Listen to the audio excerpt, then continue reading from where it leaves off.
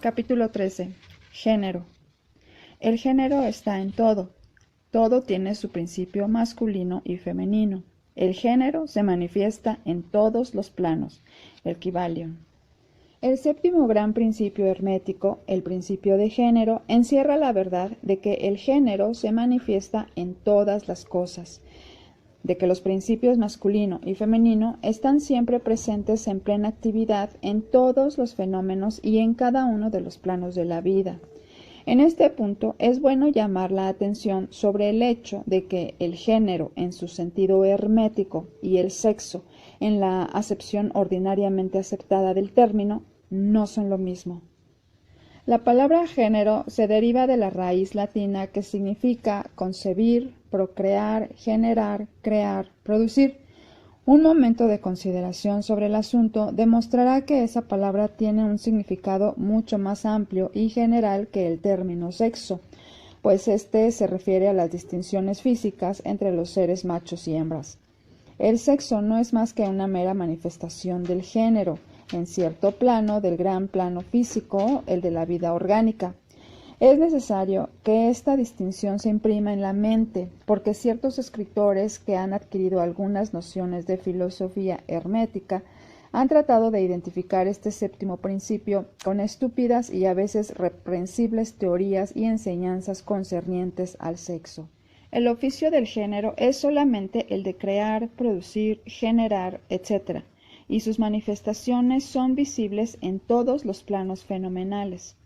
Es un tanto difícil aportar pruebas de esto siguiendo las líneas científicas, porque la ciencia no ha reconocido todavía a este principio como de aplicación universal.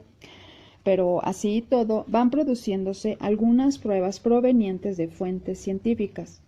En primer lugar, encontramos una manifestación distinta del principio del género entre los corpúsculos, iones o electrones, que constituyen las bases de la materia, como la ciencia lo reconoce actualmente, y que al constituir determinadas combinaciones forman el átomo, que anteriormente se consideraba como el punto final e indivisible.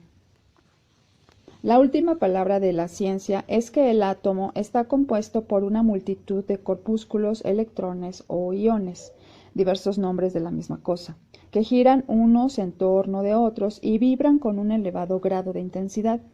Pero se postula además que la formación del átomo se debe realmente a que los corpúsculos negativos se pongan a girar en torno de uno positivo. Los corpúsculos positivos parecen ejercer cierta influencia sobre los negativos, impulsando a estos a constituir ciertas combinaciones que dan como resultado la creación o generación de un átomo. Y esto está perfectamente de acuerdo con las más antiguas enseñanzas herméticas, que han identificado siempre al principio masculino del género como lo positivo y al femenino como lo negativo, como en la electricidad, por ejemplo. Puédese agregar ahora que la mente pública se ha formulado una impresión completamente errónea sobre las cualidades del llamado polo negativo de la materia electrizada o magnetizada. Los términos positivos y negativos han sido pésimamente aplicados a este fenómeno. La palabra positivo significa algo real y fuerte en comparación con la irrealidad o debilidad del negativo. Pero nada está más lejos de los hechos reales de los fenómenos eléctricos. El polo negativo de la batería es realmente el polo en y por el cual se manifiesta la generación o producción de formas y energías nuevas. Nada hay de negativo en él.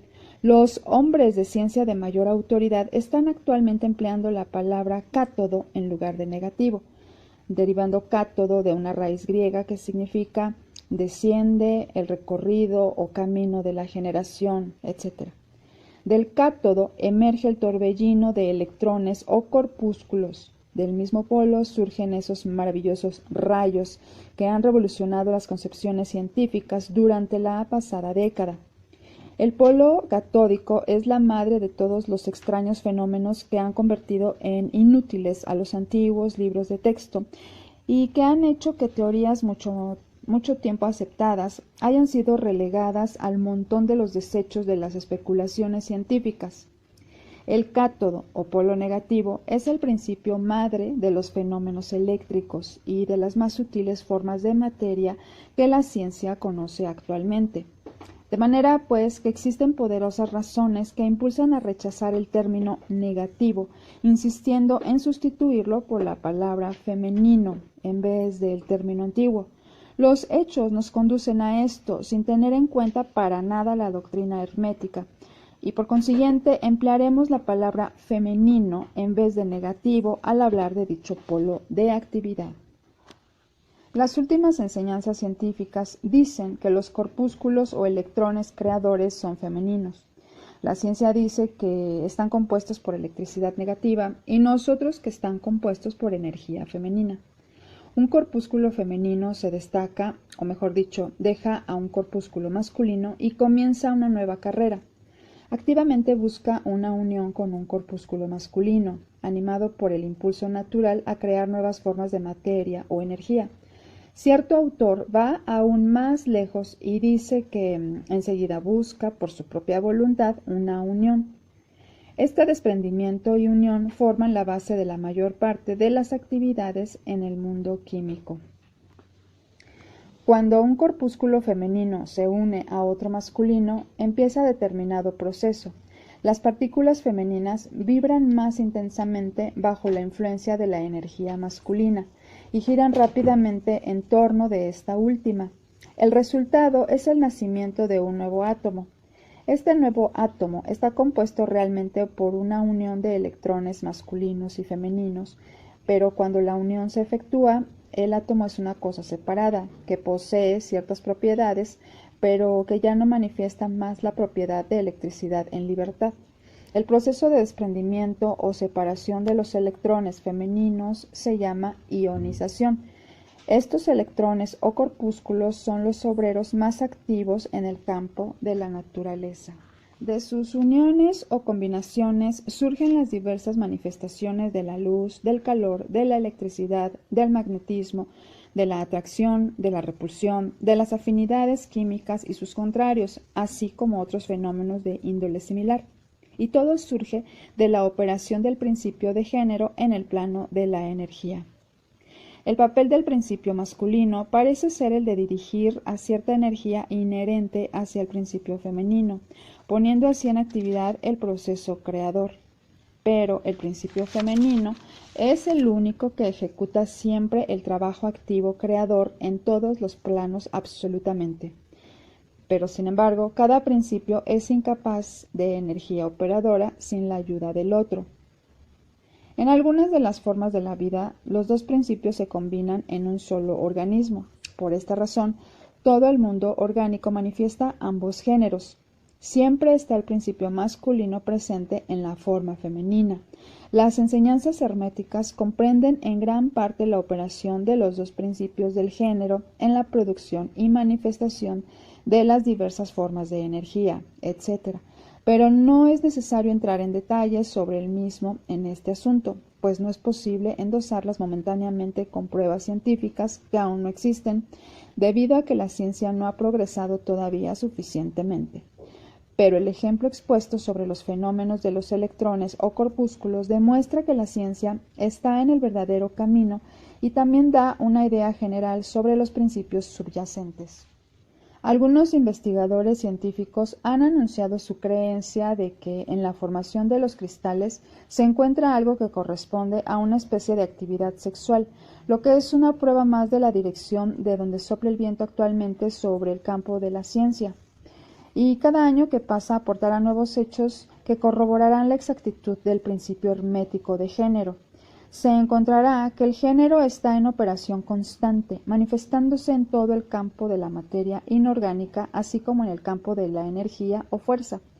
La electricidad se considera actualmente como algo en lo que todas las demás formas de energía se mezclan o disuelven. La teoría eléctrica del universo es la última doctrina científica emitida y está adquiriendo rápidamente gran popularidad y aceptación. Y de esto se deduce que si hemos podido descubrir en el fenómeno de la electricidad, en la misma raíz o fuente de sus manifestaciones, una evidencia clara e inequívoca de la presencia del género y de sus actividades, Se puede afirmar sin miedo que la ciencia llegará últimamente a ofrecer pruebas de la existencia en todos los fenómenos del universo de ese gran principio hermético, el principio del género. No es necesario perder el tiempo hablando del conocido fenómeno de la atracción y de la repulsión de los átomos, de la afinidad química, de los amores y odios de las moléculas, de la atracción o cohesión entre las partículas de la materia. Estos hechos son harto conocidos como para exigir mayores comentarios. Pero ¿se ha pensado alguna vez en que todas esas cosas no son más que manifestaciones del principio del género? ¿No se ve claramente que el fenómeno es general, trátese de corpúsculos, moléculas o electrones? Y todavía más, ¿no es enteramente razonable y lógica la enseñanza hermética que afirma que la misma ley de la gravitación, esa extraña atracción por la cual todas las partículas y cuerpos en el universo tienden unos hacia otros, no es sino una manera de manifestarse del principio de género que opera en la dirección de atraer las energías masculinas hacia las femeninas y viceversa? No es posible ofrecer pruebas científicas por el momento, pero si se examinan los fenómenos a la luz de las doctrinas herméticas sobre el asunto, se verá que no existe hipótesis alguna mejor que la actual que explique los problemas. Sométanse todos los fenómenos físicos a la prueba y se verá que el principio del género se hace evidente. Pasemos ahora a considerar la operación de este principio en el plano mental. Muchos hechos interesantes están esperando nuestro examen.